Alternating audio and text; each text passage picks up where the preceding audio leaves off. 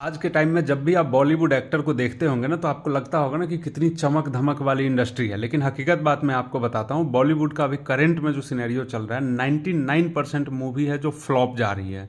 99% actor जो है EMI के जो है चुंगल में फंस चुका हुआ है। उसकी चाहे वो बिल्डिंग हो, चाहे घर हो, जो ये बड़ी बड़ी महंगी महंगी जो शो ऑफ वाली जो कारें लेकर के जो ये एक्टर सब घूम रहे हैं, वो सब के सब ईएमआई पे चल रहे हैं। और बिकॉज क्योंकि क्या है कि अभी इंडस्ट्री में फिल्में चल नहीं रही है, पैसा आ नहीं रहा है, तो इन लोगों के ऊपर जो बर्डन है, आपने रिसेंट में न्यूज़ भी सुना होगा कि सनी देओल की क्या स्थिति हुई थी बीच में कि उनके घर पे नोटिस चला गया था लोन के ऊपर।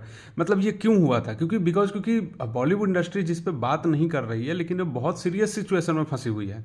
और वो इसलिए फंसी हुई है कि वो एक सिस्टम है, और वो सिस्टम में कुछ लोग हैं जो डिसाइड करते हैं कि तुम इतना पैसा दोगे या ये चीज़ डील करोगे तो हम तुम्हारे साथ ये फिल्में करेंगे, या इस कहानी पे ही तुम काम करो। ये एक तरीके से एक जो होती है ना, लॉबी काम करती है कि तुम यही कहानी पे काम करो, हम यही मैसेज देना चाहते हैं। और इस चक्कर में रियल इशू पे काम नहीं होता है, ट्रेंड के हिसाब से फिल्में नहीं बनती है, और सारी फिल्में फ्लॉप होती चली जाती है। कुछ स्टार बेस्ड फिल्में थोड़ा बहुत कमा लेती हैं, एटलीस्ट इतना कमा लेती है कि जितना लगाया उतना निकाल लिया, और बाकी कुछ सब्सिडी वगैरह से बचा लेती है फिल्मों को। लेकिन जो नए एक्टर है, या जो रियल में जो थोड़े से पुराने हो चुके हैं, जस्ट लाइक कि रणवीर सिंह हो गया, या जो आयुष्मान खुराना की अभी रिसेंट की मूवी की अगर हम बात करें, बहुत लोगों की तो फिल्में ही नहीं आ रही है। बहुत लोगों की जो इसकी आ रही है वो सारे फ्लॉप जा रहे हैं।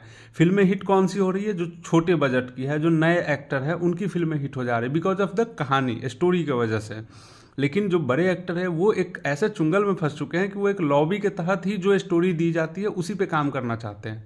वो अपने हिसाब से या अपने डील के हिसाब से वो नहीं कर पाते। उनकी एक पीआर एजेंसी है जिन्होंने फिट कर रखा है कि आपको इतना ही रुपया लेना है, इससे कम में नहीं काम करना है। और इस वजह से क्या होता है कि अच्छी कहानी उन तक नहीं पहुंच पाती है।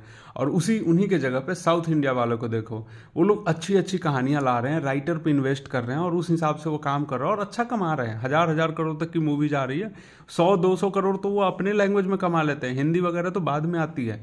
तो आप समझ सकते हैं कि बॉलीवुड इंडस्ट्री किस तरीके से फंस चुकी हुई है। अब पूरी की पूरी एक्टर जो है ना, वो सब, अब आपने सुना होगा कि बहुत सारे एक्टर प्रोपगेंडा में चले जाते हैं, किसी के लिए बयान दे देते हैं, कोई इस टॉपिक पे बयान दे दिया, कोई हिंदू पे बयान दे दिया। ये सब क्यों होता है? बिकॉज ऑफ क्योंकि उनके पास पैसे नहीं है, और पैसे के लिए वो, उनको जो दिया जाता है, कहीं से फंडिंग होती है, उस हिसाब से वो जो है बोल देते हैं कुछ ना कुछ।